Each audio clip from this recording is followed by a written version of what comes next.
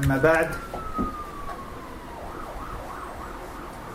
We ask Allah subhanahu wa ta'ala to aid us in doing justice to what our brother Khadija Jazairi Jazakallah Khair addressed us with. Beautiful advice, an important advice for something which is very important in our lives today. Very important. He says, Hafidhullah, that this topic is something which is mahboob in nufus, is something which is beloved to the souls, and it's also beneficial. It's mati' lisami'in.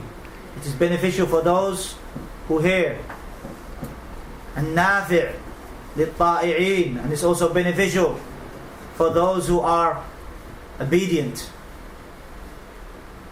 So the person, the believer, must strive and put much effort in this topic that we are going to speak about today, he says.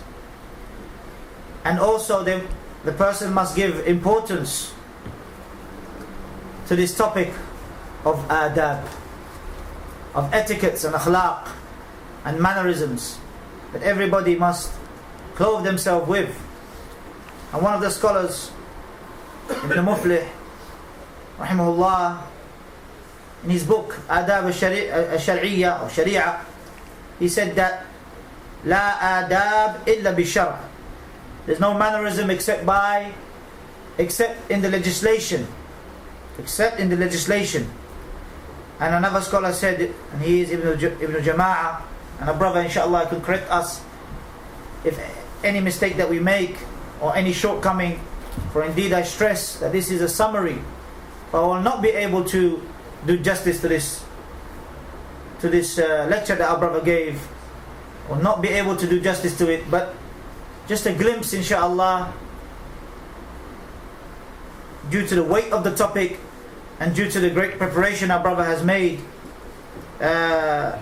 in gathering the verses and the explanations from the books of tafsir, and in gathering those ahadith and striving to make sure that they are ahadith which are authentic, and likewise in gathering the aqwal, the statements of the Ahl al-Ilm, of the people of knowledge.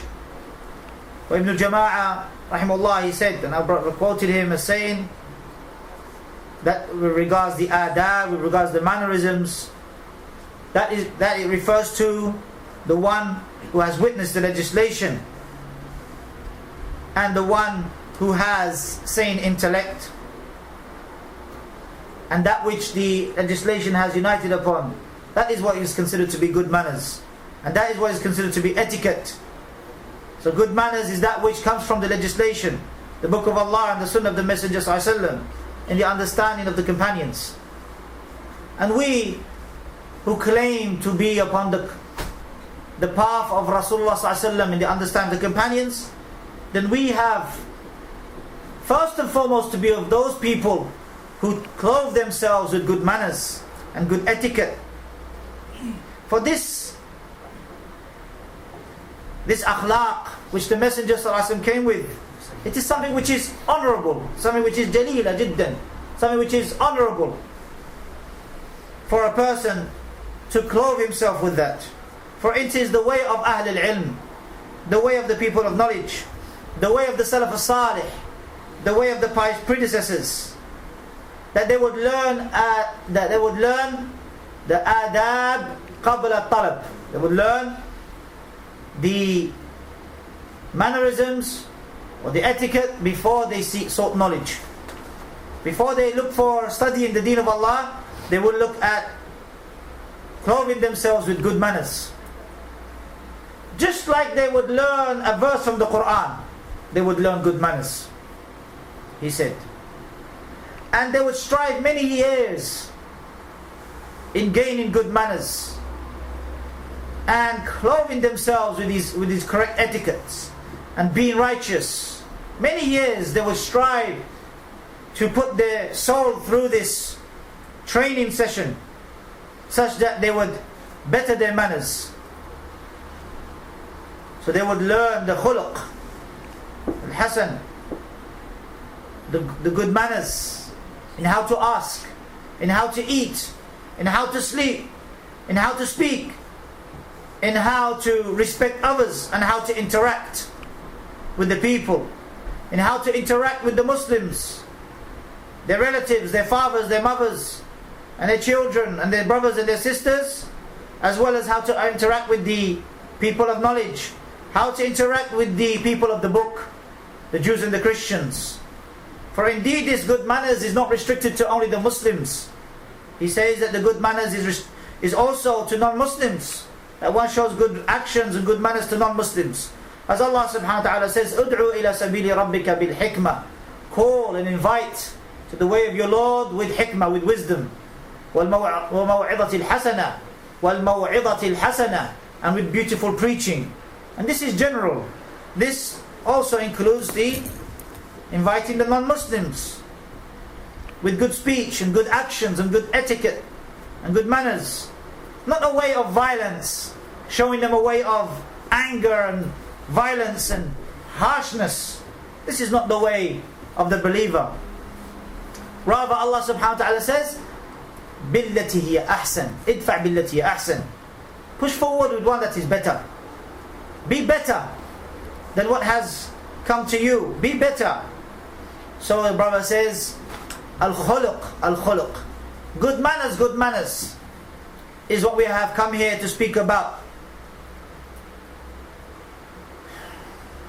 And Hasan al-Basri rahimahullah, he said that the person would learn manners for many years, trying to perfect his manners. And Sufyan al-Thawri rahimahullah said that a person should look to any manner or any etiquette that comes to him, should look first and foremost, is it, and compare it to the etiquette of the Messenger sallallahu alaihi wasallam. If it is like the etiquette of the Messenger sallallahu alaihi wasallam, or it is the way of Rasulullah sallallahu alaihi wasallam's manners or mannerism, then he would say, Tuba lak, glad tidings for you, that you have coincided with the mannerism of the Messenger sallallahu alaihi wasallam, that you have taken that manner to be the manner of the Messenger sallallahu alaihi wasallam. And if you see that manner that you have, or that you see, and that manner is different to the manner of the Messenger sallallahu alaihi wasallam, then rectify yourself. Islah nafsak. Rectify yourself. How many people Allah subhanahu wa ta'ala has given them knowledge but no understanding? As Ibn Uthaimeen rahimahullah says, He has given them, Allah subhanahu wa ta'ala has blessed them with knowledge, but they themselves were not being blessed with understanding, were not being blessed with wisdom. Some people, they are given intelligence but no purification. No purification in their hearts. They are intelligent, they may be clever, but they themselves don't have good manners. They themselves have not been given good understanding. They themselves have not been given this purification, this zakat. The zakat, which is the purification of one's soul and of one's heart. And Ibn Mubarak, rahimahullah, one of the scholars of the pious predecessors, he said that we are more in need of good manners than learning knowledge. Showing you the seriousness of good manners. The first thing that they would learn is al-adab before ilm. That they will learn the mannerisms before the knowledge. They would learn the good etiquette, how to be and how to interact with others.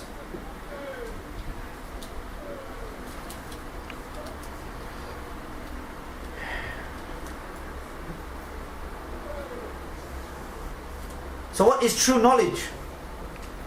The true knowledge is that one, it clothes himself, he says, with good manners, such that he prays not for the people, he prays, it's between him and Allah subhanahu wa ta'ala, and such that his worship is not just that worship which is done in front of people, but rather his worship is the worship of his heart, and that emanates itself in his limbs and his righteous actions.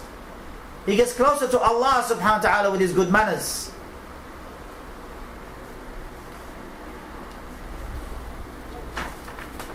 And this is in all affairs of life, all actions, all etiquette that one does. Even in arguing with others, he would wait until the other person has completed his speech, and then he will reply.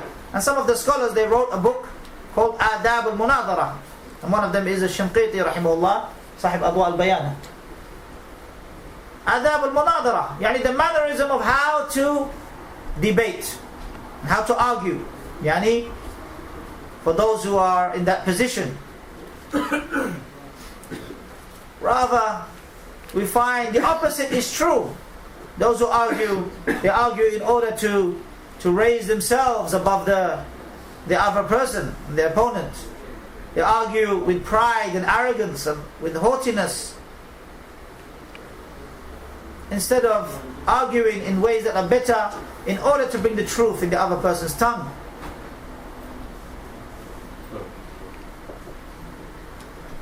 So just look at the earth. The earth itself cannot live except that the earth is cultivated, and likewise it is watered. Likewise the heart cannot live except with beneficial knowledge, that knowledge which benefits the person in clothing himself with good manners and good etiquette with those around him. Imam Bukhari rahimahullah, he said that he has a whole chapter in his Sahih, and that is Kitab al-Adab, the book of manners. And in there he has gathered 256 hadith, all of that with regards good manners. And this is what the scholars of the past busied themselves with. Not just busying themselves with gathering knowledge, but also learning the manners and proclaiming it to the people. There is a car outside, the blue Vauxhall, T458DGA. Please, can you move it immediately? So the scholars, they concern themselves with good manners. Kitab al-Adab, 256 hadith on that topic. And they concern themselves with teaching the people the matters of how to worship Allah, such as the books of fiqh. And Bukhari rahimahullah himself, if I'm correct in saying that he has gathered 30 books just on hayd, just on women's menstruation, and how to the fiqh, the science behind that. 30 books. And nowadays we have these youths saying that the scholars of today, who are teaching them people good knowledge, the authentic aqeedah, the authentic belief and good manners, they accuse them. They say these scholars of haydun nifas, the scholars of women's blood and menstruation. Imam Bukhari rahimahullah has 30 chapters all on haydun nifas, hayd, women's menstruation and menses. Subhanallah. Shows you the seriousness of that, of knowing how to worship Allah and how to purify yourself. And I'll just add, if the brother allows me, Shaykh Muhammad al-Banna hafidhahullah, he gave when he was teaching Kitab al-Tahara from Umdat al-Ahkam many years ago in his Masjid al-Sunnah al-Muhammadiyya, he says, whoever wants Tahara, let him stay. Whoever wants purification, then let him stay. Because he said the people of innovation, they accuse us that we are busying ourselves with only these topics. No. This is one of the most important topics. To come to the prayer, you need tahara. And he said there was an individual who lived with him when he was in the eastern province. This person, Qattan, he said every year he used to make fun of the scholars in the Masjid al-Haram. He said, this scholar, he's still on teaching the people tahara. Still teaching the people of tahara, how to purify yourself. And so Shaykh Muhammad hafidhullah said, isn't this what the Messenger taught us? To purify ourselves. So this is what we teach the people. And our brother Jazakallah khair, showing the importance of that. that the ulama give themselves to that which is important for the people, that which is important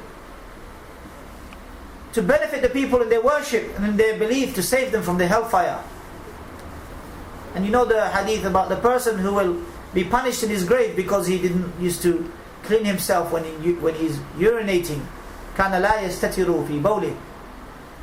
He didn't used to, or عند بوله, he never used to clean himself when he was urinating. And he said, إِنَّهُمَا لَيُعَذَّبَانِ. They are being punished because of that. So the ulama concern themselves with that, with tahara, with adab, with etiquettes and mannerisms of purification. And yet the Khawarij of today, those youths who are following the way of the Khawarij, the way of that deviated sect, those renegades who call Muslims disbelievers because of major sins, they are saying, oh look, these scholars, they only talk about Hayd wal Nifas. Imam Bukhari rahimahullah died 256, preceded us in that. 30 books, we're not talking about chapters. A book is different than a chapter. Chapters are under the books. Books include the various chapters. So how many chapters he spoke about? And they say, leave these Khawarij, they say, look, these people busy themselves with Aqidah and Tawheed. And I remember Shaykh Ubaid Hafidhullah used to say, isn't this what will save you from the hellfire? First and foremost. So the Muslim, he must busy himself with learning the good etiquette and learning good manners, and follow the way of the Salaf al-Saalih in this. Follow the way of the pious predecessors. Imam Bukhari rahimahullah, likewise, he has a whole book, he says. This is not my lecture. I would like you to remind you that this effort that was given onto this lecture was from our brother Abu Khadij al-Jazairi. So please, this is not my lecture, not my effort. I'm just translating. He has a whole book called Al-Adab al-Mufrad. That of those obligatory mannerisms that one must have. Subhanallah. And it's full of hadith. Hadith after hadith after hadith, the way of the Salaf. And Shaykh Albani rahimahullah, he has a check-in of this book called Sahih al-Adab al-Mufrad, showing you that the scholars, the likes of Shaykh Muhammad Nasiruddin Albani rahimahullah, gave importance to these topics. And our brother himself will remember the tapes of Shaykh Albani rahimahullah. Many times he says, we have been given we know the tasfiyah, but we are lacking in the tarbiyah. We are lacking in the tarbiyah. Yes, we busy ourselves with purification and purifying this deen from shirk and bid'ah and khurafat and superstitions and innovations. But we are really lacking in terms of mannerisms. How to have good manners and how to have good etiquette. Ibn Muflih rahimahullah in his Al-Adab al-Shari'ah al-Shar'iyah, Shar'iyah or Shari'ah? Adab al-Shari'ah, in this book, which is about 3 volumes, he says, all about manners and mannerisms. And I just recall about 3-4 years ago, Shaykh Muhammad bin Hadi Hafidhullah, he used to teach this book, and he would make every Saturday between Maghrib and Isha to teach this book. How to be with your parents, and before that, as our brother mentioned, how to be with Allah, and how to be with the Messenger ﷺ, how to have good etiquette and manners with your parents and your children and your brothers and your sisters. SubhanAllah, we are all lacking in this. May Allah forgive us. May Allah forgive us.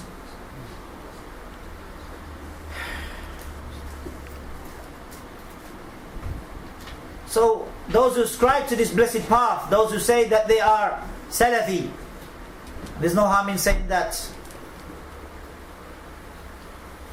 As Ibn Uthaimeen rahimahullah said, لا عيب لمن أظهر مذهب السلف. There's no harm upon the person who professes and claims to be upon this blessed path and says that he is واعتز إليه and says that he is Salafi. No harm about that. Volume 4, page 149 of Majmu' Fatawa. There's no harm in that. Rather, it is obligatory for you to accept that from him. Yajib. You must accept that from him. Because he ascribes himself to that blessed path. Not as a tazkiyah, not saying that he is in paradise, but as a way of saying that he is ascribing and recognizing that they are the best people. Khairun nas. So therefore they ascribe themselves to that blessed path.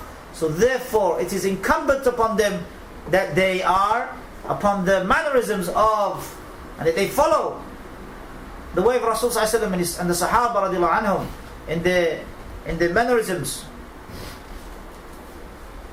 And he mentioned other scholars, and I wasn't able to gather all of those names, and they were numerous.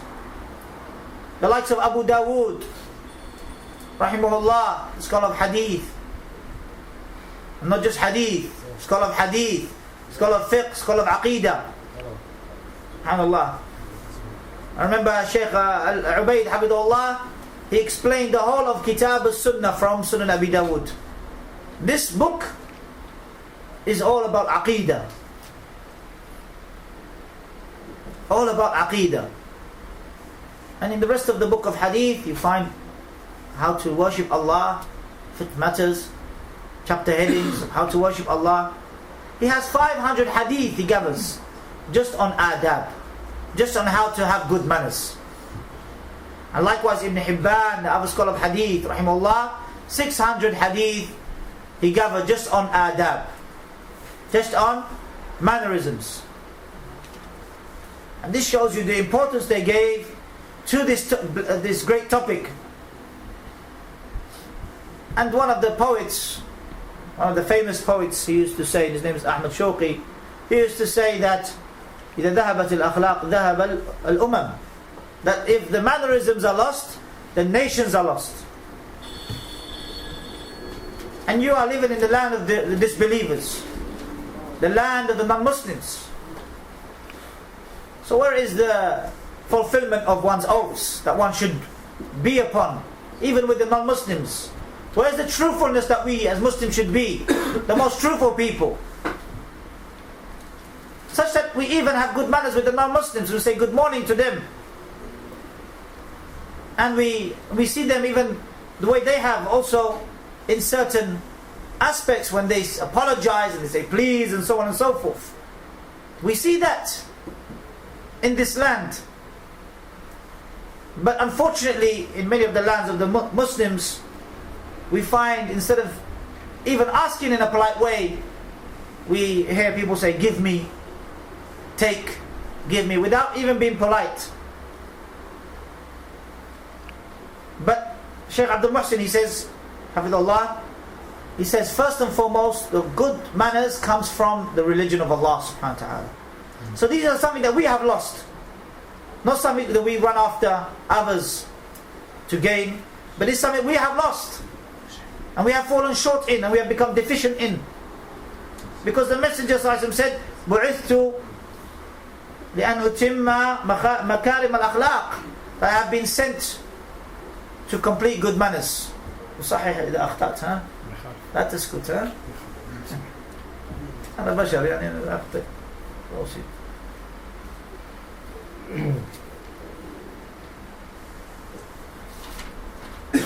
I have been sent to give good manners or to complete the good manners. So good manners comes from Allah and His Messenger ﷺ. They're the ones who have brought these good manners, and we are the ones who have fallen short in following that. For Allah subhanahu wa ta'ala, He says, establish the prayer, أقيم الصلاة فإن الصلاة تنهى عن الفحشاء والمنكر. Establish the prayer. Why? Just to pray? He said, no. In order that the prayer itself will keep you away from shameful and unjust deeds and evil deeds. And this is good manners.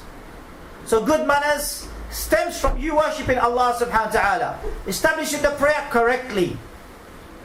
Not as some people, they pray and they have prayed with the masjid behind the imam, but yet when they go home, it is as if they are lying in their own houses. As if they are lying with their own houses, not even giving salam. Not even giving salam to their wives and their children, and not even being righteous to them.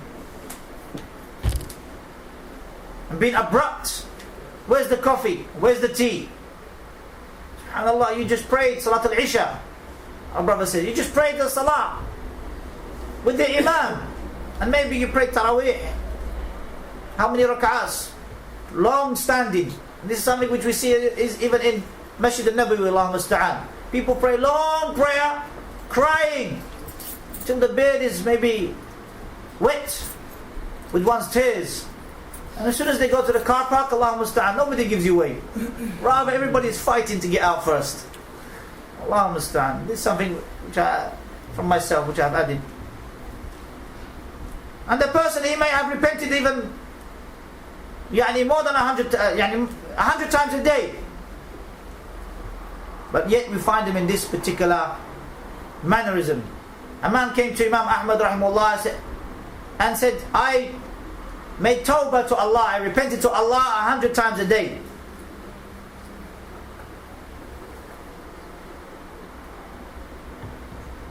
But I cannot keep my gaze low from looking at women and so on. ماذا قال له? He says, what kind of tawbah is this? What kind of repentance is this? You're making istighfar 100 times a day and you can't keep your gaze low? What kind of forgiveness and tawbah, repentance is this? It's not sincere. Allah subhanahu wa ta'ala says, خُذْ مِنْ أَمْوَالِهِمْ صَدَقَاتٍ. Take from their wealth sadaqah, the charity. Why? تُطَهِّرُهُمْ وَتُزَكِّيهِمْ, such that it purifies them and it... See, both those words mean the same. تُطَهِّرُهُمْ وَتُزَكِّيهِمْ. But تُطَهِّرُهُمْ, ask the Prophet, الفرق بين تطهرهم وتزكيهم. الزكاة من التنمية. الله أكبر. يزكو ينمو. وتطهرهم تطهرهم من الشح والبخل. الله أكبر. جزاك الله خير. This is in the language, Our brother جزاك الله خير benefit us in that. He says, even though those words may sound the same, they are actually, each one has its own benefit. Look, Allah subhanahu wa ta'ala is telling you, تطهرهم وتزكيهم, it purifies them and purifies them. But you cannot, in English language, you cannot translate it like that. You don't have, you would not give an exact translation of it because of the deficiency of the English language compared to the Arabic language, the vastness of the Arabic language. تطهرهم, in terms of it purifies them from their greed, such that they do not become miserly. And to zakihim, such that from zakah, which means in increase of, it increases them in their wealth and in their goodness and their righteousness. Subhanallah. So this is something which is jazakallah khair to the brother, a beautiful explanation. So here Allah subhanahu wa ta'ala has ordered the zakah and the charity, the obligatory charity, not for Allah subhanahu wa ta'ala, but for yourself, that you may purify your soul. You may purify your soul and your heart from being miserly, stingy, tight. And likewise, that Allah subhanahu wa ta'ala may increase you in your wealth. For charity does not decrease.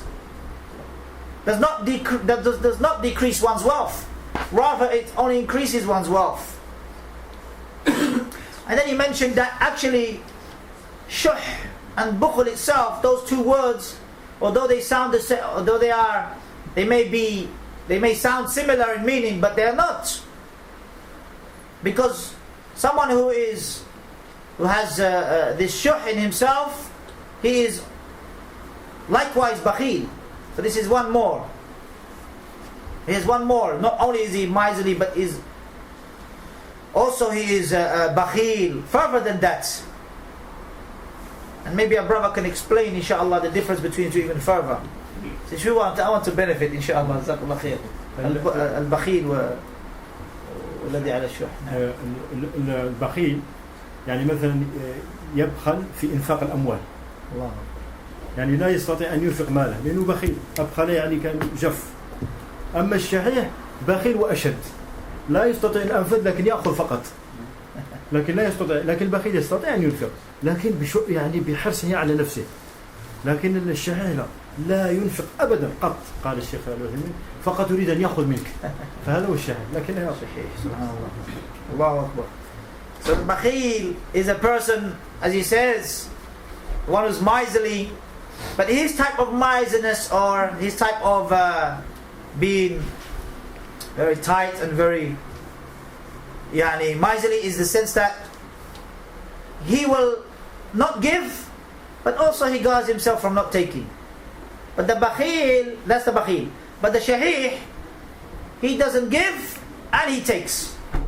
Subhanallah. So this is a further added benefit from our brother who quoted Shaikh Uthaimeen rahimahullah as having said that. And how many people are like that?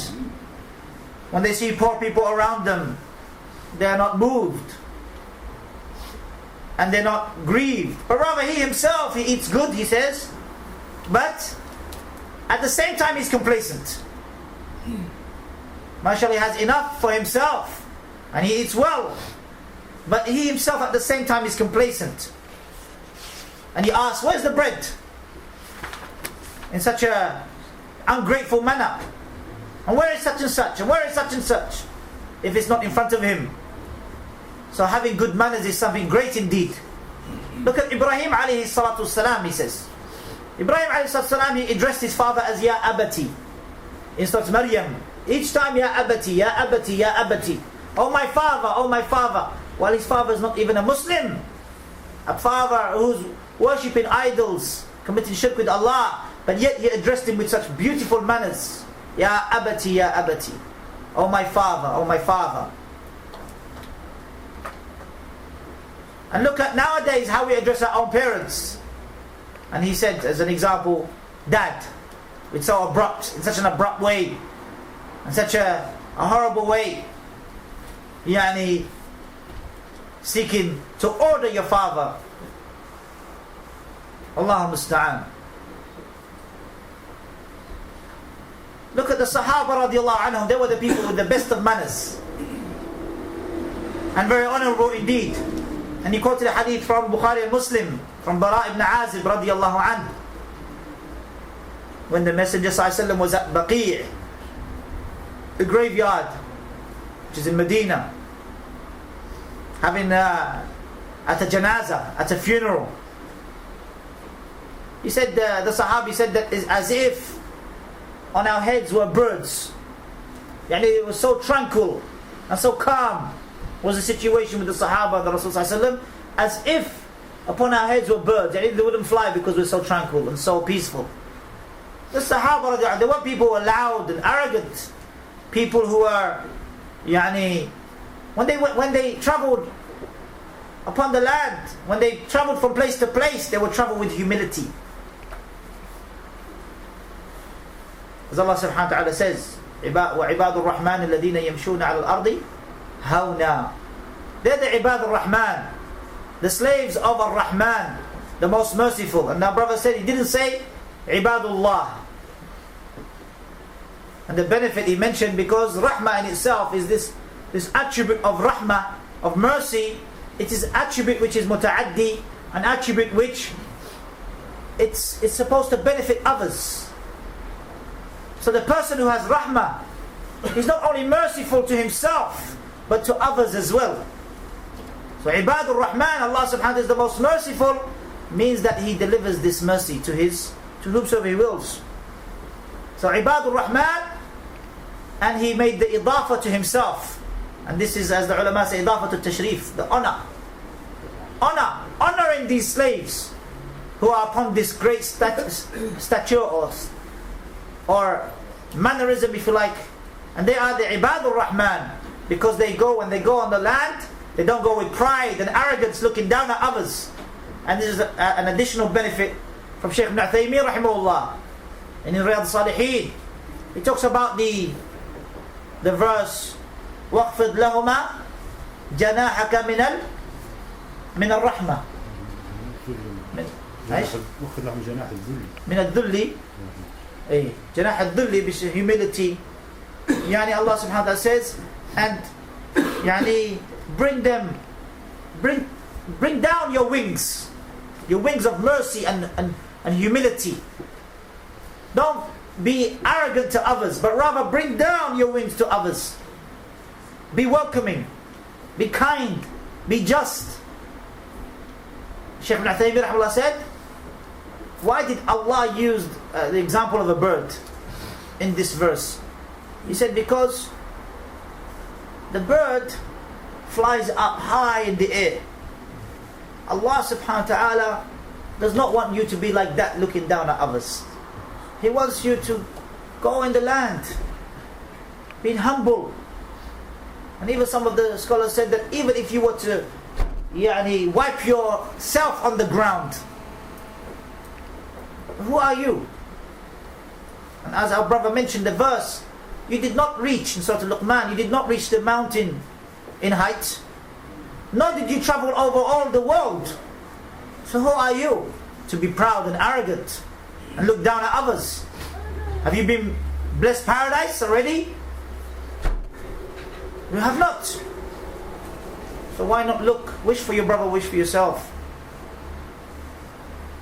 So the Salaf, the pious predecessors, they would go on the land with humility.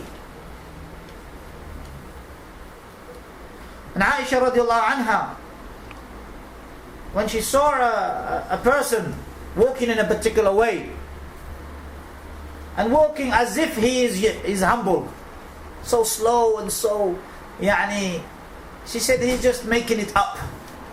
Yatasanna. He's just, this is not the way Rasulullah taught us to be. Like you find some of the Sufis, just about to die. He's walking as if he's about to die. SubhanAllah, this is the way Rasulullah walked? That.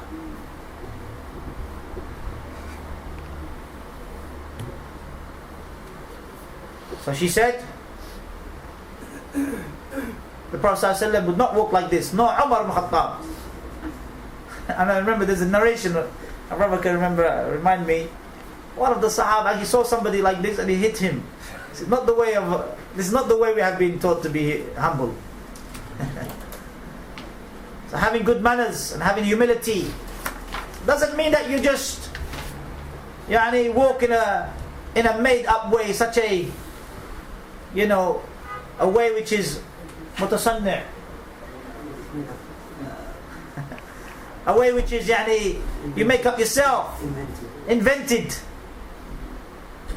Because the Messenger ﷺ, Allah subhanahu wa ta'ala sent him to have good manners and to show people good manners. As Allah subhanahu wa ta'ala says, وَإِنَّكَ لَعَلَى خُلُقٍ عَظِيمٍ, you are upon a great mannerism or manner. This is the Messenger ﷺ. And here Shaykh Abdul Muhsin Hamdullah says, as our brother mentioned, there are many types of emphasis here that are repeated in this verse. First of all, inna min adawat al-ta'kid wal-hasr, and that is which refers to, or which is loosely translated as indeed. You need to give emphasis. Innaka, indeed you are, la'ala, and the word ala as well, which shows that he is upon a high status, that his mannerism and etiquette is so honorable. وَإِنَّكَ لَعَلَى, and the lam as well, the lam al-tawqid, the lam of emphasis. All three types of emphasis used to describe the manner of the Messenger ﷺ. لَعَلَى خُلُقٍ عَظِيمٍ, and use the plural of the word khuluq. So in all of his manners, all of his ways is great indeed. And Aisha radiallahu anha described his manners as being the way of Quran. كَانَ خُلُقُهُ الْقُرْآنِ, his way, his mannerism was the Quran, as if he's walking Quran.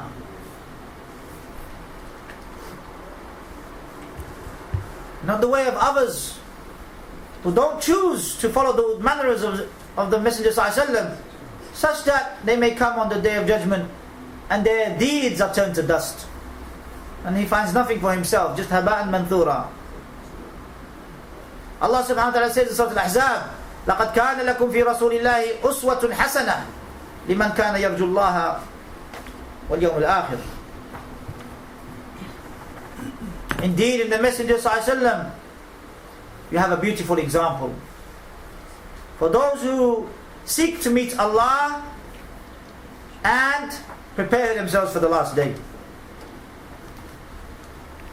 This is what Allah subhanahu wa ta'ala has said about the Messenger ﷺ, that he has the best of examples. And in the explanation of this verse, Shaikh Abdulilaah Lahmami rahimahullah, if I'm not mistaken, he says that the asal here, or the foundation here, is one should follow the example of the Messenger ﷺ. Follow him in his aqeedah, and in his mannerism, in his methodology, in his way, in everything. Because this verse is left in general, that his example is the best of examples in everything. So, all those who say they love the Rasul ﷺ, and they claim, they say we love the Nabi sallallahu alaihi wasallam, where are you from following the Messenger ﷺ in his example? As Allah subhanahu wa ta'ala says, and this is a test, the verse which is a test, قُلْ إِن كُنْتُمْ تُحِبُّونَ اللَّهَ فَاتَّبِعُونِي يُحْبِبْكُمُ اللَّهُ وَيَغْفِرْ لَكُمْ ذُنُوبَكُمُ اللَّهُ غَفُورٌ رَحِيمٌ. Say, if you truly love Allah, then follow me.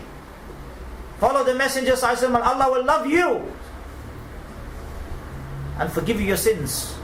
For Allah is oft forgiving, most merciful. And this is what Allah subhanahu wa ta'ala tests us with. So those who are getting married, and those who are thinking, should they look like the Rasul or not, in their clothes and in their appearance and in their mannerisms and in their speech and in their actions, shall I grow a beard or shall I not grow a beard? The Rasul ﷺ ordered you. Shall I get married the way the Rasul get married? Shall I dress the way the Rasul dressed? Shall I pray like the Rasul? Shall I follow the correct aqeedah like the Rasul taught us to follow? Or shall I follow what my Imam says or my teacher says, in opposition to the Messenger ﷺ, whether they realize it or not? Where is the love of the Messenger ﷺ that we claim? I just want to mention a story that happened when I was many years ago studying here. There was a Sufi. We used to live in a student accommodation. He used to put a cloth over his head. I said, what are you doing? He said, I'm doing the dhikr of Allah. I said, what's the piece of paper you have? He said, this is because he's a murid, student. He said, this is the dhikr or the adhkar that my teacher told me about. I said, why don't you follow the adhkar of Rasulullah sallallahu alaihi wasallam? Isn't that better? And he refers you back to his own, what his teacher has told him about. And he said, but my teacher, he knows if I prayed Fajr or not, just by looking at my face. I said to him, how does he know that? He says, he is Naqshbandi, Shaikh, Kabir, from Manchester. So I said to him,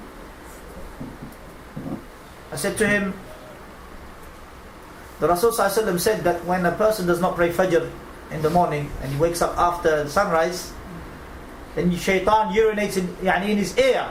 It doesn't say his face. So this one, he twisted the hadith. He can see it in your face, mashallah. Knows the ghaib. And this is what they claim. The Salafi will move forward with good actions and righteous actions and move forward with sunnah.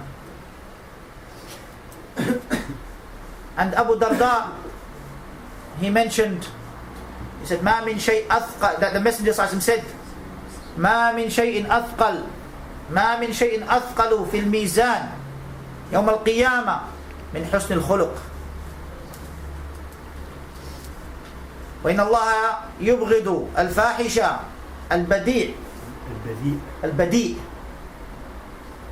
that there isn't anything heavier on the scales on the day of judgment than good manners.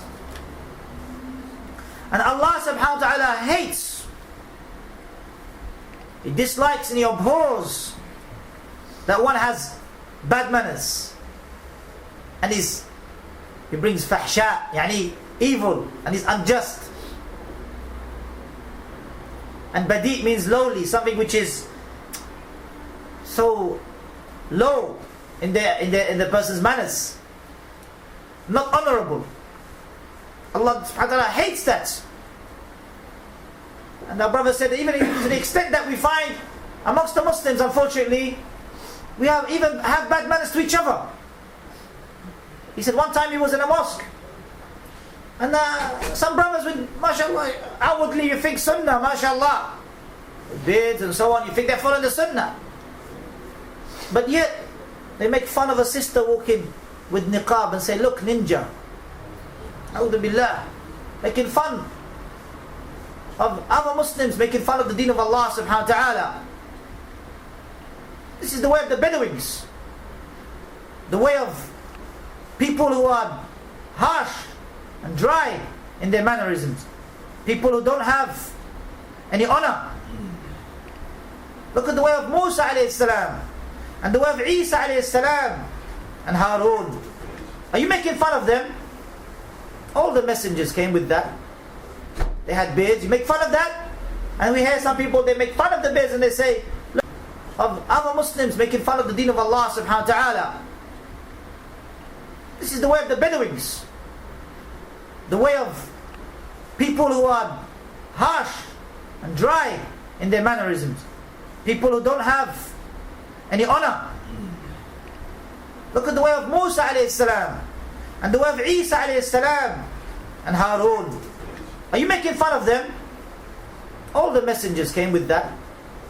They had beards. You make fun of that? And we hear some people, they make fun of the beards and they say, look, this is like a goat's beard or whatever. They make fun.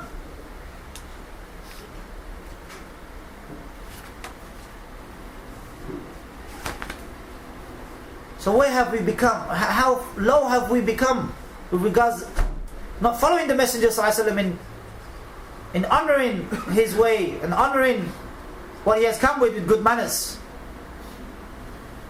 Even the Christians would not mock at the beard. He said, as an example, when they have, like for example, they say that they have crucified Isa, وَمَا صَلَبُوهُ وَمَا قَتَلُوهُ. They claim that Isa alayhi salam is crucified, but look, they put a beard on him, huh? Even in the picture that they have of Isa, of Jesus, who they think it is like that, and we know it is وَلَكِنْ شُبِّهَ لَهُمْ, it's not him. But even that they put on the cross there, it has a beard. And even as I add this, even Mary, that they say is Maryam, is fully covered in hijab. So you are making fun of that which Allah subhanahu wa ta'ala has come with.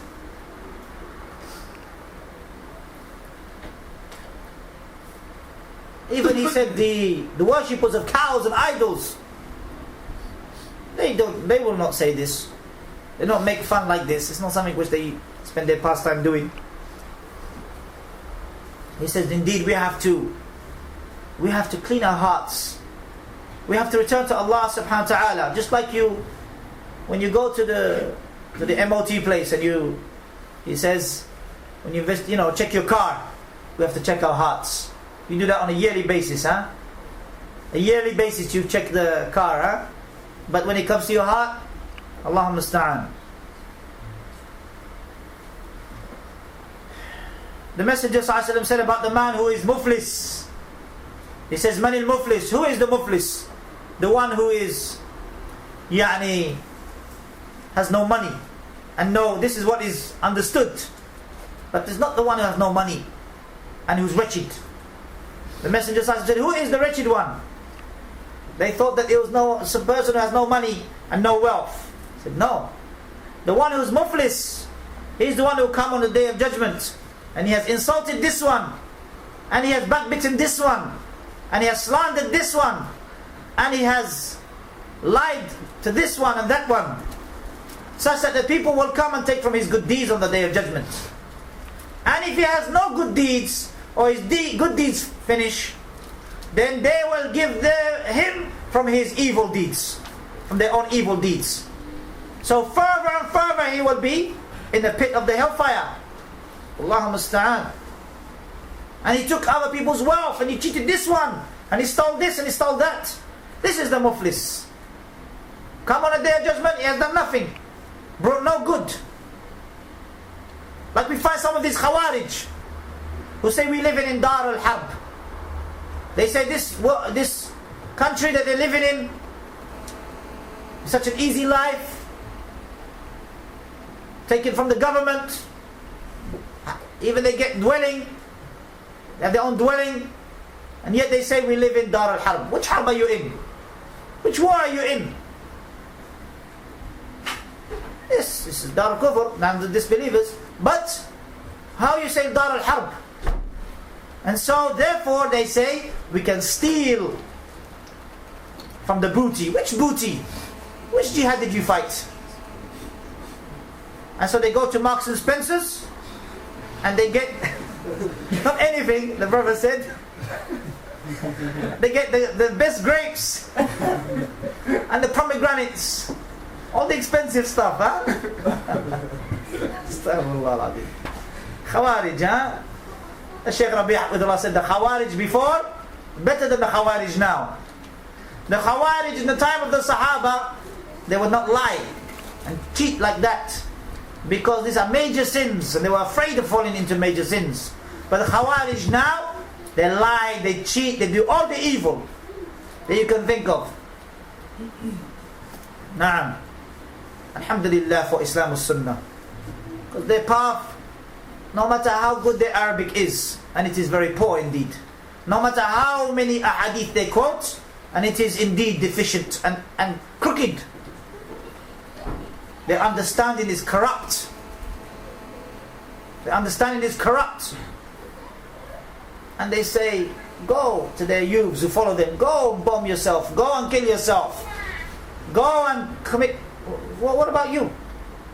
La, he will not go. It's only for those underneath him, huh? He's reached yaqeen maybe. Allahu musta'an. Look at this evil way, evil mannerism, to the extent that you harm others, your neighbors, whether they be Muslim or non-Muslim. This is evil. Then a brother continued. He said, when the Messenger was asked, ما أكثر الناس أو ما أكثر إيش الحديث؟ ما أكثر الناس من يدخل الجنة. الله أكبر. ما أكثر الناس من يدخل الجنة. Beautiful hadith, a beautiful question, and so important. What is the thing that will enter people into paradise the most? Or the better translation is that what kind of people are the ones who will enter paradise the most? And he said, the ones with taqwallah, with piety, being conscious of Allah, aware that Allah is looking at you day and night, whether you are hidden or in secret, or whether you are in front of others. He said taqwallah wa husnul khuluq, and good manners. Two things. Taqwa of Allah is not just gaining knowledge, he says, but taqwa of Allah is gaining knowledge and acting according to that knowledge. So one must have good manners. I must strive in this affair of gaining knowledge such that they fear Allah subhanahu wa ta'ala, and they know who Allah subhanahu wa ta'ala says. And the same question I asked, ما أكثر الناس ما أكثر ما يدخل ما أكثر الناس ما يدخل النار. What's the thing that will lead most of the people into the hellfire? And he said, al-fam wal-farj. The mouth and the private parts is the thing which will take most of the people into the hellfire. What emanates from your tongue and what your private parts commit from evil deeds and unjust deeds. The tongue, people unfortunately fall into tail carrying And it's easy, wallahi, it's easy to fall into any of the evils of the tongue. So easy. And just to add to what my brother said, the scholars, they say that the tongue has been given 2 cages, 2 barriers. And that is the teeth and the lips. So you don't bring it out except for benefit. Except that which is enjoining good and forbidding the evil, and dhikr of Allah, and that which there is benefit. But unfortunately, how easy it is for somebody to use their tongue other than what is prescribed to use. And this is a piece of flesh, so small, but yet it moves further than your feet. It moves more than your legs move a day, or any other limb in the day. That's why your limbs every morning, they say, fear Allah concerning us. They speak to the tongue. Fear Allah concerning us. If you are crooked, then we will be crooked. And if you are upright, then we will be upright. Every morning. But yet, we tail carry, and we lie, and we cheat, and we backbite. Allahumma musta'an. Even if you are hidden behind the computer on the internet, this is the latest one. The latest or the modern way of backbiting others. Your filthy tongue now is emanated on your fingers. Now it comes out in your fingers on the internet. Nobody can see you slandering, lying, cheating. On the internet, nobody can see you with a hidden name. Subhanallah. Allah can see you. This is deficiency, as our brother mentioned, in Aqeedah. Deficiency in Aqeedah. Why? Because you know that from Allah's names and attributes, He's Al-Raqib. Al-Raqib, the one who's ever watchful and brings to account. Inna rabbaka labil mirsad. Your Lord is ever watchful. Ma yalfidhu min qawlin. Ma yalfidhu min qawlin. Illa ladayhi raqibun atid. Nothing emanates from the tongue except there is a raqib, Allah subhanahu wa ta'ala, ever watchful over you, atid, ready to cause you to account, ready to bring you to your reckoning in this life before the hereafter. How about the one who is oppressed and he raises his hands to Allah in the last third part of the night? As Shaikh Saalih said, for those who have oppressed him, and the other ulama, and the scholar's flesh is poison. They oppress him and the other ulama and the rest of the Muslims. He said, by Allah, I will use the meteors at night, the arrows at night. When you are sleeping, Allah subhanahu wa ta'ala doesn't sleep. When you are sleeping, I will raise my hand to Allah and use the arrows against the oppressors. Al-dhulmu dhulumat yawm al-qiyamah. Oppression is darkness on the day of judgment. A-dhalim, oppressor, will come on the day of judgment just like a seed. People will step all over him on the day of judgment. Humiliated. Why? Because he oppressed others. He looked down at others. And Allah subhanahu wa ta'ala, inna Allah ya'muru bil-adli wal-ihsan. He enjoys righteousness and justice. Do you think that Allah will not bring that person to account? Subhanallah. Allahu Akbar. Allah is the greatest. When he spoke about the husband and wife and the difficulties that may happen between the husband and wife, at the end of the verse he said, Wallahu Akbar. He mentioned that Allah is the greatest. Why? Because just as you may oppress your wife, Allah is greater than you. Don't think you will get away. Just as you oppress your children, don't think you will get away. Where is the piety people call to? You call to others to be just, and you're the most unjust person around. You call others to be truthful, and you're the most A'udhu billah min dhalik. On the internet. What evil that is. Shaykh Saalih Fawzan says the internet, he says how evil it is nowadays that even the world has become so close. What happens in one part of the world, everybody else knows in the other part. Even the evil that happens in the other part of the world comes into the homes which are in deserts. Homes made out of straw. Evil has entered. Far away. Allahumma musta'an. because we have left this husn, this adab, this mannerism which we have been ordered to have, to fear Allah, give everybody their rights. وَأَعْطِ كُلَّ ذِي حَقٍّ حَقَّهُ. Your Muslim brother, he made a mistake, he's a Muslim. He's a Muslim. Allah khalas, he's out of Islam. He's a Muslim. Make dua for him. Somebody oppressed you, make dua for him. Allah yahdi. May Allah guide him.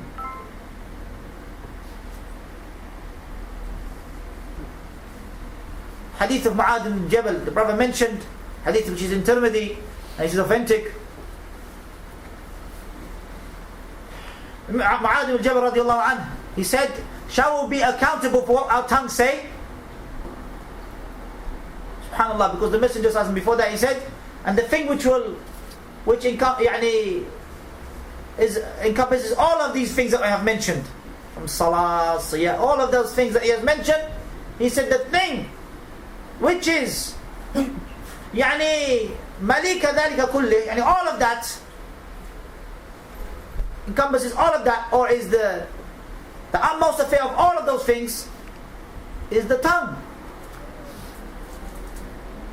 He said, إِنَّكَ لَقَدْ سَأَلْتَ عَنْ عَظِيمٍ. You have asked about a great matter. Because he said, will we be accountable for what we say? He said, you have asked about a great matter. May your mother be born, may you be born again in your mother, from your mother's womb again. May your mother be heavy again with you. Meaning, may you end up going back to your mother's womb and then born again. Look at the difficulty in that. The difficulty that a woman has in giving birth.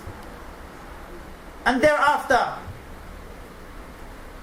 may you go back to that state for that statement that you have made. That we will be accountable for what we say. SubhanAllah. And he said, وَهَلْ يَكُبُّ النَّاسُ يَوْمَ الْقِيَامَةِ عَلَى حَصَائِدْ أَلْسِنَتِهِمْ. And isn't it that the people will be thrown into the hellfire due to the harvest of their tongue? MashaAllah, you may find a person in the front row, but yet he's evil with his tongue. And he steals from others. How will this be accepted from you? Then he continued and he said, indeed, to be Salafi, to be upon Sunnah, the way of the pious predecessors, we must rectify ourselves first and foremost. Our sincerity, our ikhlas, rectify our hearts. This is the thing that we must clothe ourselves with. Good manners. Riyadh al-Salihin, for example, an excellent book by Imam al-Nawawi rahimahullah, and all of it, if the people read it, you will see good manners being taught. The first chapter is al-Ikhlas, sincerity, and then Tawbah, and then so on and so forth, Taqwa and so on. All of that rectifying the character of a person, to have good manners. And you mentioned other books, and the list is very long, that the scholars have written just on good manners. And the Messenger ﷺ said that he will give a house in the highest of paradise for the one who has good manners. So mannerisms can be good and can be praised and can be dispraised. Look at even when the Messenger ﷺ was eating, and one of the companions, Ibn Abbas radiallahu anhuma, his hand was moving to the other side of the plate. First of all, they were eating together for the blessing. Was it man? Amr ibn Salama. Asif, this is my mistake. He was eating, Amr ibn Salama, he was eating, and his hand was going all over the plate, here and there. So what did the Messenger ﷺ say? Because this youthfulness, very quick. The Messenger ﷺ said to him, first of all, say Bismillah, Sambillah, wa kul mimma yalik, and eat what is in front of you. don't let your hands go all over the place. And this is an example from the Messenger ﷺ. Even when they're eating, he's teaching them how to have good manners. And this is a hadith which is in Tirmidhi and also in the Sunan. So even the general person that you meet on the street, he will say to you, ad-din mu'amala, yani that the religion is based upon mu'amala, how to interact with others. This is a person who doesn't pray, doesn't fast, maybe doesn't, but yet he recognizes that to have good manners is from the religion, and it's from the way of the Rasul sallallahu alaihi wasallam.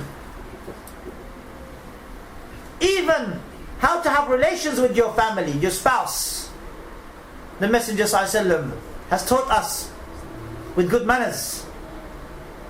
You don't come to your spouse like a lion. Come to your spouse oppressing them with harshness, but rather with gentleness, with kindness, with love and companionship, as our brother mentioned. Even fulfilling your desires, one must have good manners. This paradise has been prepared and it's already created. Allah subhanahu wa ta'ala says, "U'iddat lil-muttaqeen." It's prepared for the pious. Those who have good manners, those who forgive others, وَالْعَافِينَ عَلَى النَّاسِ, those who forgive others when they are oppressed, وَالْكَاظِمِينَ الْغَيْظَ, those who withhold their anger, as Allah subhanahu wa ta'ala described them in the Quran. And I say this to myself first and foremost, I am more in need of this advice than anybody else in this room or anybody else who's listening. So I ask Allah subhanahu wa ta'ala to forgive me and to forgive us all together, our shortcomings and our deficiency, because this kalam of Allah is great indeed, and this is something which is we're all in need of. And I'm not sitting here translating this as saying to you that we are upon this and you are not. Wallahi, we are more in need of this advice than anybody else. Allah subhanahu wa ta'ala created us for His worship, and He has given us the best of favors, that is Islam.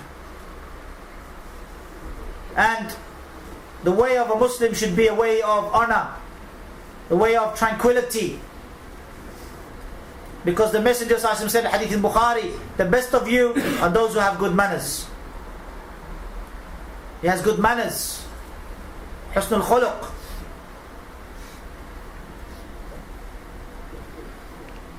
In the time of the Messenger ﷺ, he met people with bad manners, or those who were harsh in their speech, those who came from the desert. One time a person came from Najd, and he came, he says, Aina Muhammad? Where's Muhammad? Sallallahu Alaihi Wasallam. In such a harsh way. So Abu Hurairah radiallahu anhu said, there he is. And this is proof that the Messenger ﷺ was humble, and he came, he didn't look distinct between the other companions. The person couldn't even recognize him. And in many narrations are like that, where a stranger comes and he asks for the Rasul ﷺ, he's not even recognizable amongst the companions.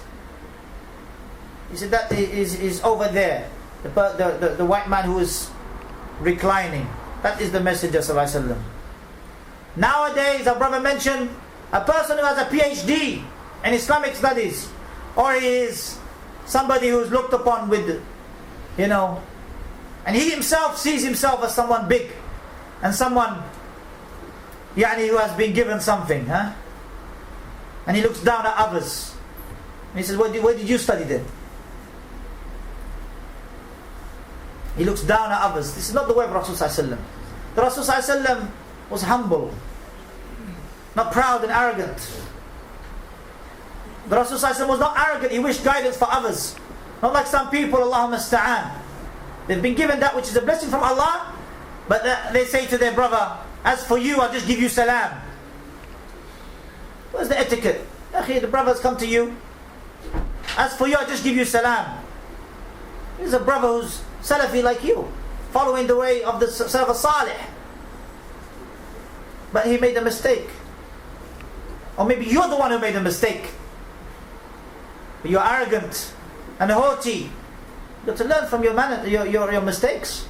If you don't learn from your mistakes, know that the one that you have oppressed, Allah subhanahu wa ta'ala will send somebody else who will oppress you. Kama tudeen tudan. As you oppress others and treat others, as you treat others, you will be treated. Don't think you will escape. Allah subhanahu wa ta'ala is raqib.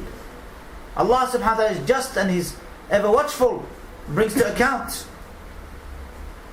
The Prophet said, the most complete believers in their iman are those who have good manners. Those who have good manners. And this is another hadith from the Messenger sallallahu alaihi wasallam. Inna ahabbakum ilayya, the most beloved of you to me, wa aqrabakum minni, and the closest ones to me, majlisan minni, yani sitting with me in our company, my company, yawm al-qiyamah, are those who have good manners. You want to be the most beloved to the Messenger sallallahu alaihi wasallam. You want to be in the company of the Messenger sallallahu alaihi wasallam. Anta ma'a man ahbabt. You will be with those whom you love by your practice. So our brother encouraged us to read the Quran as a reminder of the Anbiya and the Prophets and the manners that they came with, and read the Quran day and night to benefit, derive from it the benefits of and also the seerah, the biography of the Messenger sallallahu alaihi wasallam and how he was. Learn the correct guidance and the correct belief. And he quoted that Shaykh Rabi' hafidhahullah, Shaykh Rabi' bin Hadi, he said, Fil aqeedah akhlaq. In aqeedah, the one who learns the correct belief, in that there is good manners. In learning that there is good manners. Subhanallah. And he said, Shaykh Rabi' hafidhahullah was the Yahya ibn Ma'in of this time. He said this, that in learning the aqeedah, because you're learning about Allah and His attributes and His names, beautiful names and attributes, and you're learning about the worship of Allah, how to worship Allah. You learn how to supplicate to Allah correctly, such that you say, Allahumma ihdina fi man hadayt. Allah guide us. Allah guide us as you guide those whom you guide. Guide us. Seeking guidance from Allah subhanahu wa ta'ala. So a person who has good manners is a person who's on the correct manhaj. Not just correct aqeedah and manhaj upon the way of Salaf al-Saalih. He has correct aqeedah, correct belief, correct methodology upon the way of the Salaf al-Saalih. But likewise, he doesn't forget that one has to have good manners, the way of Rasul sallallahu alaihi wasallam, such that he is seeking success. The fruits of his learning of aqeedah and manhaj emanates in his manners, emanates in how he treats his parents,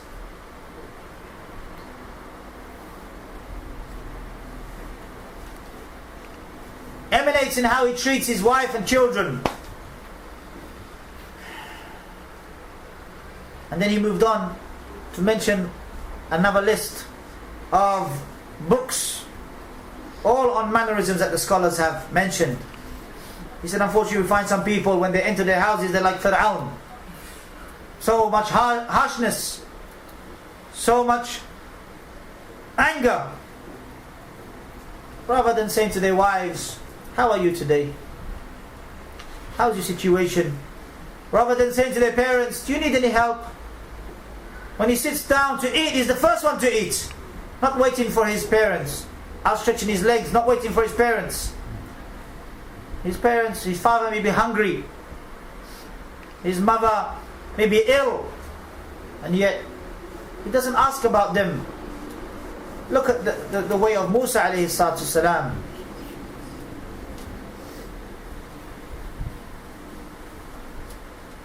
And the way of all the Anbiya, and how they were and how they interacted with the people around them.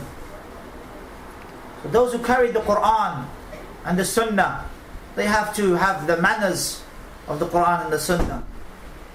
For this is something great and weighty they are carrying.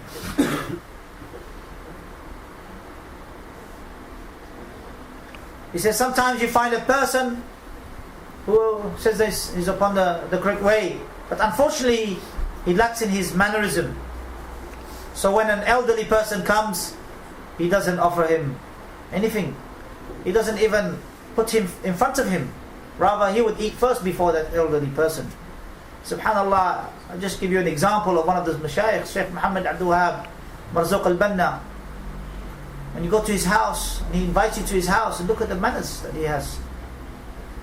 The Shaykh Habibullah, at the age of 91 Gregorian calendar, 94 Islamic calendar Hijri, prays 5 times a day in the Haram. Fajr, before Fajr, he's in the Haram. Because one time we arrived late to do Umrah. It must have been about 3 o'clock at night, or 3:30. And Salat al-Fajr was not until about 4:35. And he was there, reading the Quran, praying tahajjud. It's the likes of the ulama. Knowledge benefits them. They know why they are here in this life. رِجَالٌ لَا تُلْهِيهِمْ تِجَارَةٌ وَلَا بَيْعٌ عَنْ ذِكْرِ اللَّهِ. They are real men. No business, no wealth occupies them away from the dhikr of Allah subhanahu wa ta'ala. So when you go to his house and he serves you with his own hands, you want him to sit down, but he refuses. He's the last to eat, even though he's walking very slowly.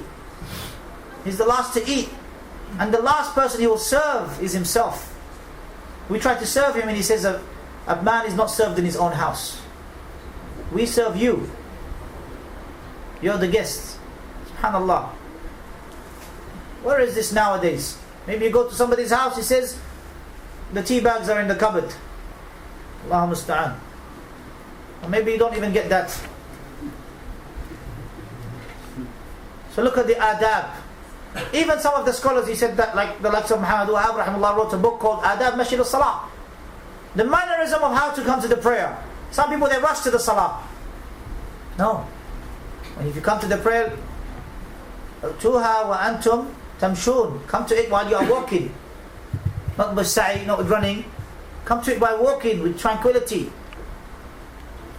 And whatever you have missed, whatever you catch, pray, whatever you have missed, complete. Even that was by Muhammad Wahab rahimahullah. And you have another book by, for example, Shaykh al-Albani rahimahullah, has Adab al-Zifaf, which is the mannerism of how to get married. Even that, the scholars have occupied themselves with writing books about mannerisms, how to be in your marriage, and how to be in your salah, and how to be with your parents, and so on and so forth. And he mentioned other books in that regard. He said, look at the Arabi, the Bedouin man who came to the mosque at the time of the Messenger ﷺ. Which mosque did he come to? Masjid al-Nabawi, the Prophet's mosque. And he urinated in the corner of the mosque. Sahaba were ready to stop him and throw him out. But yet the Messenger ﷺ said, leave him, wait. Because you know when a person has to go, has to urinate, you know that maybe this is mercy for him. Wait until he finishes. And he ordered that a bucket be brought of water and it's poured over the place. And then he said, this is not what we do here. Don't do this in the masjid. Taught him this. And you know the Sahaba, what he said, this companion? He said, may Allah enter paradise, you and me. You and me only, not the rest of them. Because of the harshness he received from the others and the gentleness he received from the Messenger ﷺ. So even in his supplication, he only restricted his supplication to himself and the Messenger ﷺ. SubhanAllah. So where is that rahmah, that mercy that the people have for each other? Even for those who have made mistakes. No, you are walking the land with pride. Your chest up in the air, your nose up in the air. MashaAllah, you're saved. Allahu musta'an. This is not the way of the believer. This is not the way of the Salafi. The Salafi is a person, aqidah, wa manhaj, wal akhlaq. And how many times Shaykh Muhammad bin Hadi would say that indeed the mannerism, the people are falling short in. And that's why I spend time and time again teaching this book, Adab al-Sharia. And then our brother mentioned that, he mentioned some examples from the scholars.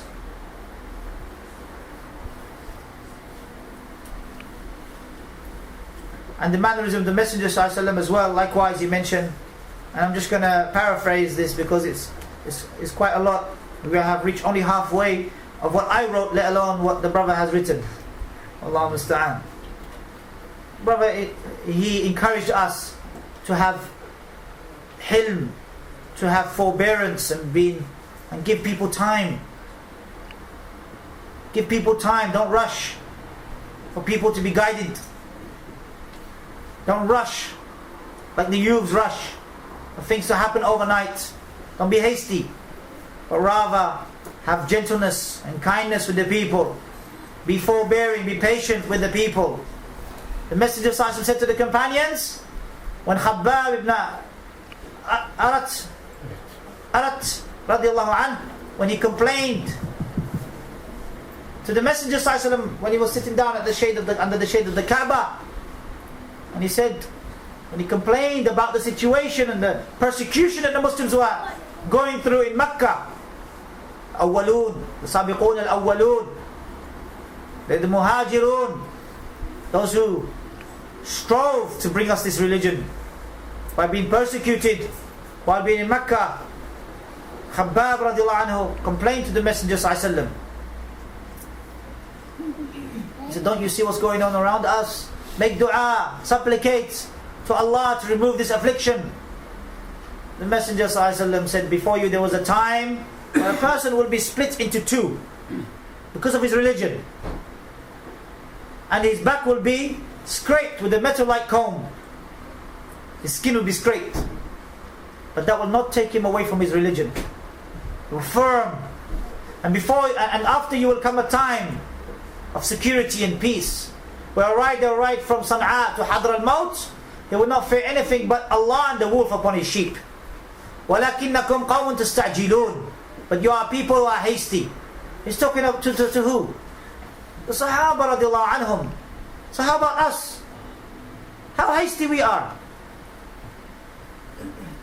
Where's our patience and our kindness?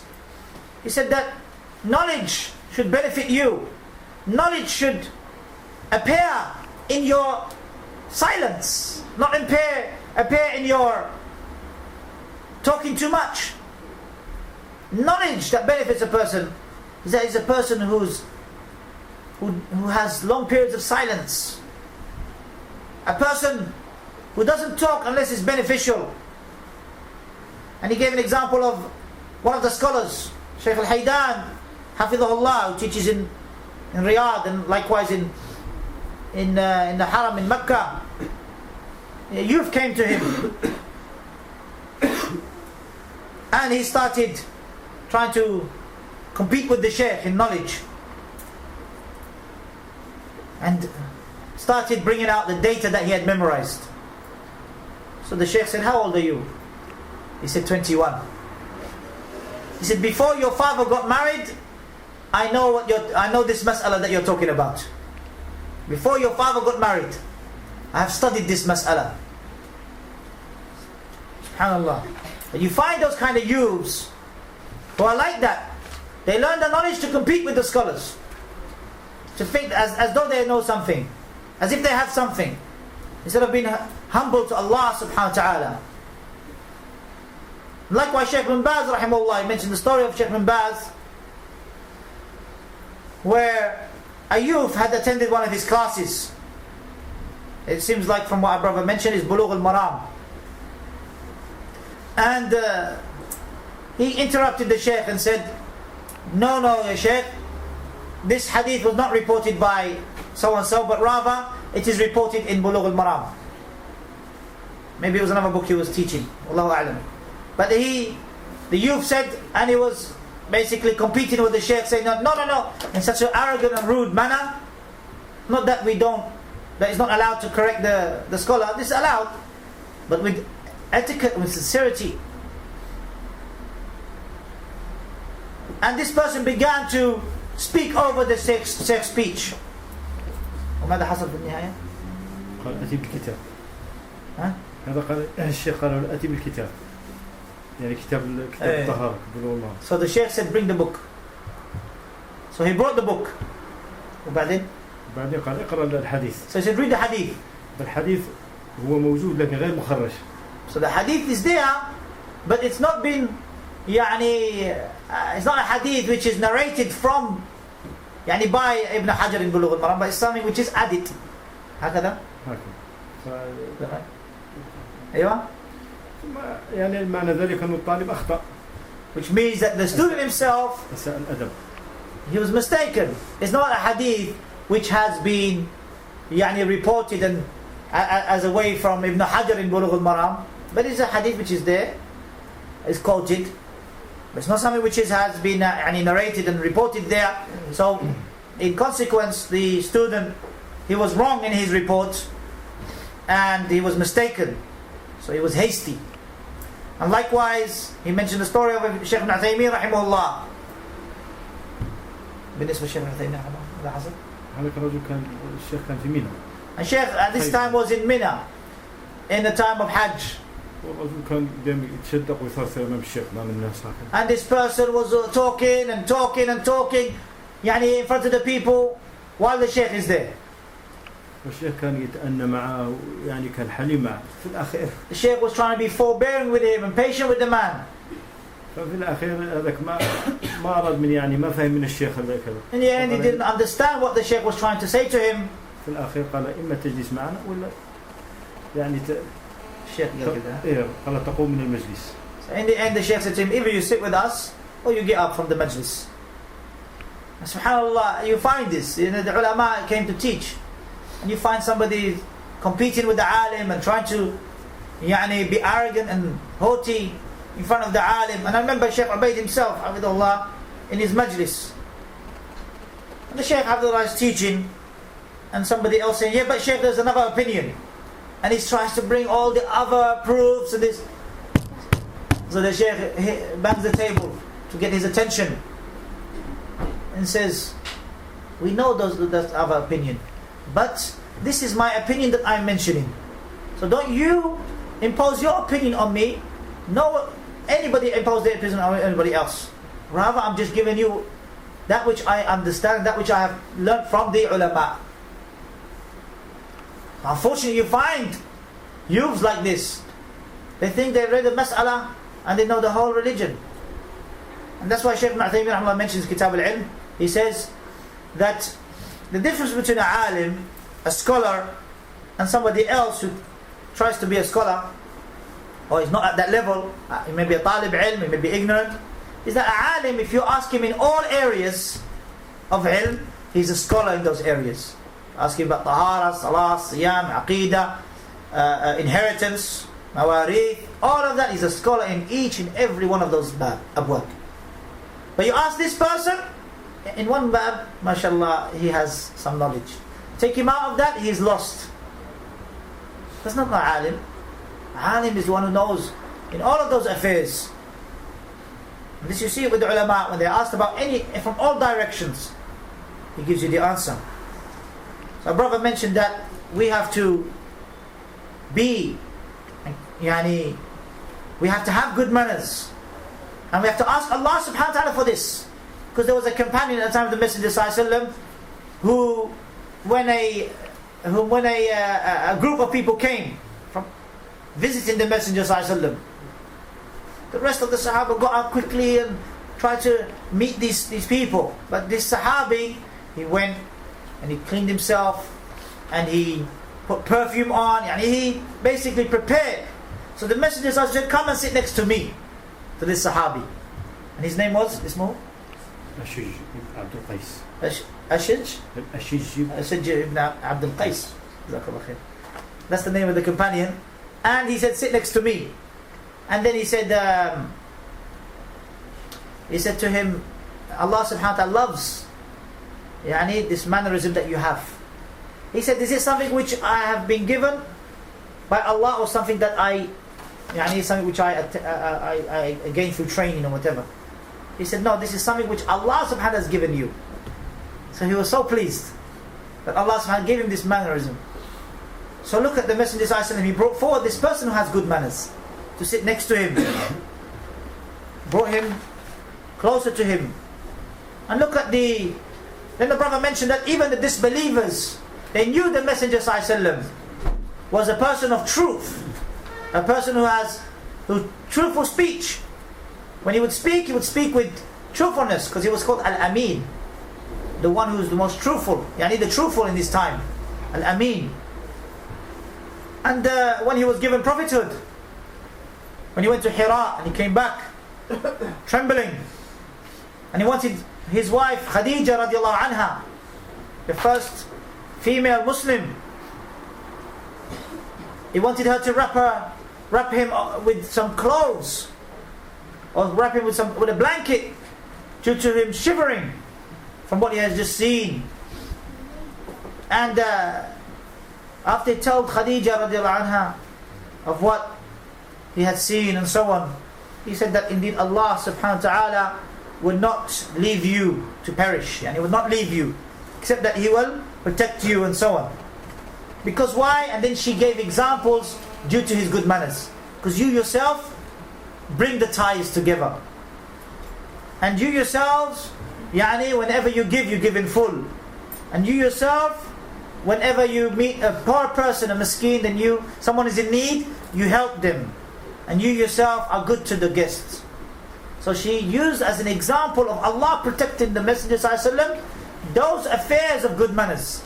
So if you would like Allah's protection, then have good manners. Have good manners. And look at the kuffar, the rest of the kuffar. They all believed in the Messenger ﷺ, in what he would say, except that they disbelieved in the message. They believed in him, but they denied the message. As Allah subhanahu wa ta'ala mentioned in the Quran, that what they denied was the message, and they became proud and arrogant to accept that. So therefore, our brother said, look at our Shaikh Falah Ismail, he said, time and time again he would come to this country and see and meet the Muslims and look at unfortunately their bad manners with the people. Time and time again he would advise us. And even he said, when he hears, time and time again he hears the people say, brother, brother, brother. This is good. But they use it so loosely without actually fulfilling the rights of brotherhood. So he advised the brothers, he said, if you should know the weight of this word. When you say to your brother, Ya Akhi, you should remember, he says, the story of Mu'adh al-Jabal when he was in Damascus. When one of the Tabi'een went to visit him, he heard about this great Sahabi, this great companion, the most knowledgeable of halal and haram. He heard about him living in this place, in Damascus. So he traveled to him. And when he met him, the first thing he said he saw him in the masjid praying. Because he said, I raced to go to the mosque. Not race as in running, but he got ready and he got prepared to go to the mosque to be the first person in the masjid. And he only got there to find Mu'adh al-Jabal had already preceded him. Radiallahu anhu. And what did he say? He saw him praying. Not like nowadays, a brother says, you go into one mosque and the people playing with their mobile phones. And the people are talking, sometimes loudly. And the people are not respecting the mosque, raising their voices, not concerning themselves reading the Quran, or even been looking at those who are reading the Quran and giving them their time by not disturbing them. So this is Mu'adh al-Jabal radiallahu anhu, and he gives salam to him and he says, I love you. He said, by Allah. He said, by Allah. He said, by Allah. He said, by Allah. He said, by Allah. He said, by Allah, showing you the seriousness of this statement. And then he said that indeed, he mentioned the hadith that the Messenger said, وَجَبَتْ مَحَبَّتِي لِلْمُتَحَابِّينَ فِي, that Allah subhanahu wa ta'ala's love will be upon those who love each other for Allah's sake. So Mu'adh al-Jabal radiallahu anhu, he saw that this is a great statement, that the person says, I love you. The person, so remember this when you say to your brother, Akhi. Are you truly a brother to your brother? Sometimes we don't even hear from a person until after a conference maybe. Next year, I'll see you next year. Sometimes a brother doesn't even call you to even ask about your health. Not that you're asked about every single person, but if you hear of somebody in a hospital, fulfill the rights. لَقَدْ جَاءَكُمْ رَسُولٌ مِّنْ أَنفُسِكُمْ. Indeed, the Messenger ﷺ has come from amongst yourselves. And the brother mentioned that there is another recitation that is read, مِنْ أَنفَسِكُمْ. Indeed, the Messenger ﷺ has come, and he is the best of you. He is the best of you. And he's rahmah lil alameen, a mercy to mankind. He came to show us good manners and how to be good brothers. Nowadays we may meet our brother just for a benefit. We travel to him because we want the latest phone, or we want to ask about this car and that thing and that thing, or we want to get married. There's no harm in that. But a person, he may have 4 wives and he doesn't even help you. SubhanAllah, at the time of Sahaba radiallahu anhu, they would say, the Ansar said to the Sahaba, the Muhajirun, choose which one you want. Choose. Allahu Akbar. Nowadays, so selfish and so isolated we're living. Unfortunately. Illa man rahim Allah. Somebody who's ill, we don't know. Somebody who's hungry, we don't know. And we say, our brother. Not only that, he's your Salafi brother or your Salafi sister, and they are in need.